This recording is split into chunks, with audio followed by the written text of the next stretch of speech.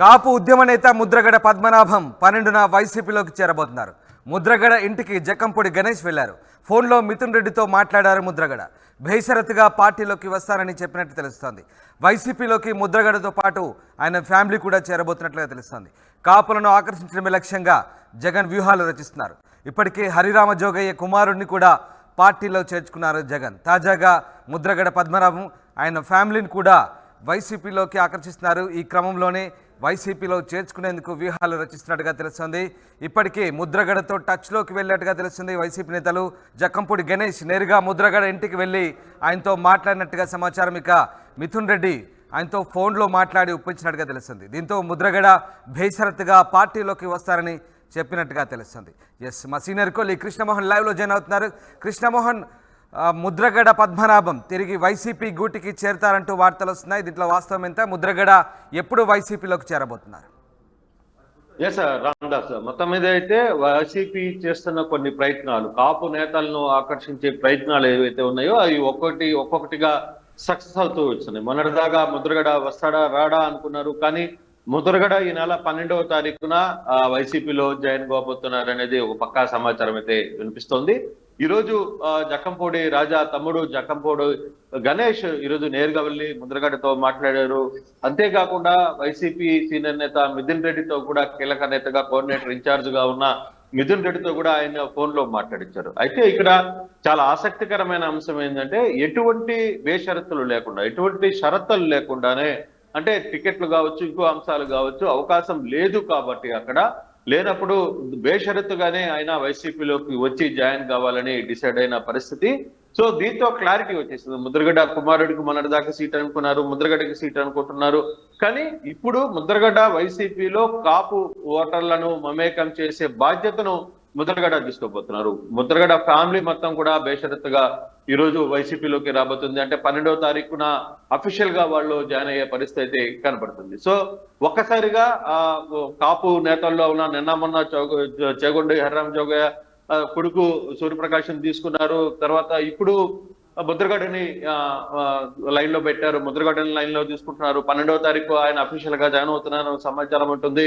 So Mudragada లేకపోతే అటువంటి కాపు senior నేతలందరినీ కూడా వైసీపీలోకి తీసుకురావడం వెనకాల కొంత కృషి ఉన్నింది. అంటే చాలా వరకు దీన్ని ముందుగా వీళ్ళెవరు అవసరం లేదనుకున్నారు. తర్వాత ఎప్పుడైతే పవన్ కళ్యాణ్ అక్కడ పిఠాపురం నుంచి పోటీ చేస్తాడనో, లేకపోతే అక్కడి నుంచి ఎంపీ నుంచి పోటీ చేయాలనుకుంటున్నాను అనే అంశాలు ఎన్ని సరే ఒకసారిగా తెర మీదకి వచ్చేసరికి పూర్తిగా కూడా దీనికి సంబంధించిన వ్యవహారం అంతా కూడా వైసీపీ సీరియస్ గా వర్కౌట్ చేసింది. అందులో భాగంగానే ఈ రోజు ముద్రగడని తో గణేష్ జక్కంపూడి గణేష్ పై మాట్లాడారు.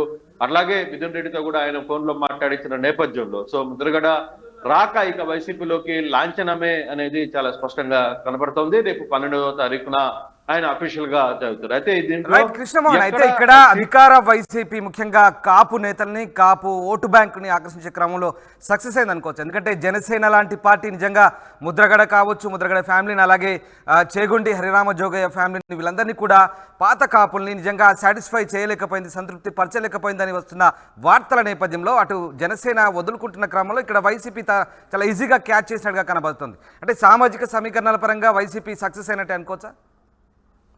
ఎస్, బేసిక్ గా అంటే ముద్రగడ్డ లాంటి విషయాలు కావచ్చు, జోగయ్య లాంటి విషయాలు కావచ్చు, వీటన్నిటిలో కొంత వైసీపీ సక్సెస్ అయ్యని చెప్పినప్పటికీ కూడా అంటే కాపుల్లో కొంత మొదట ఎప్పుడైతే ఎన్నికల్లో ఫస్ట్ విడుదల టీడీపీ జనసేన మొదటి లిస్ట్ విడుదల చేసినప్పుడు 24 సీట్లు మాత్రమే పవన్ కళ్యాణ్కి దక్కడం, దాని వెనకాల కొంత కాపుల్లో కొంత అసంతృప్తి రావడం, కొంత అసహనం రావడం.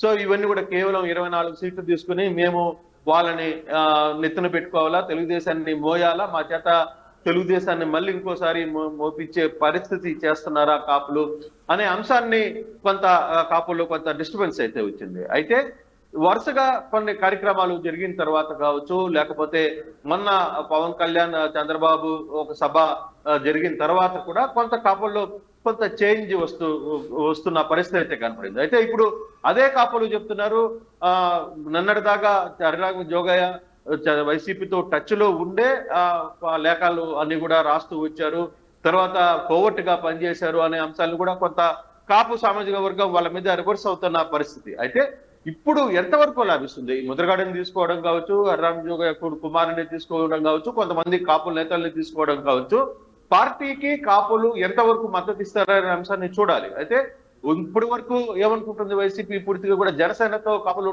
ఉంటున్నారు, వాళ్ళని ఏ విధంగా ఉంటారు అనే అంశం ఉంది. కానీ అదే కాపుల్లో కొంత వ్యతిరేకత వచ్చింది.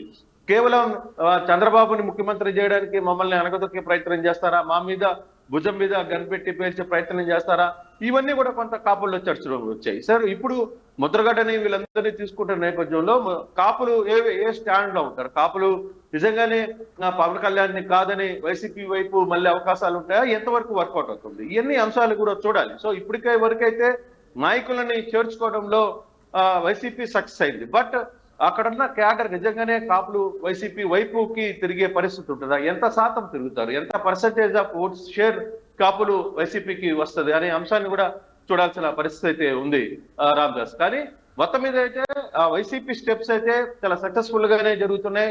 నాయకులని చేర్చుకోవడం, నాయకులని దగ్గరుండి రాబట్టుకోవడంలో కొంత వర్కౌట్ చేసుకుంటున్నారు. అయితే అది ఎంతవరకు ఓట్ బ్యాంకుగా మారి తమకు అనుకూలిస్తాయనే అంశాన్ని చూడాల్సిన పరిస్థితి అయితే ఉంది. చూడాలి ఎంతవరకు ఈ వ్యవహారం అంతా కూడా ముందుకు సాగుతుంది.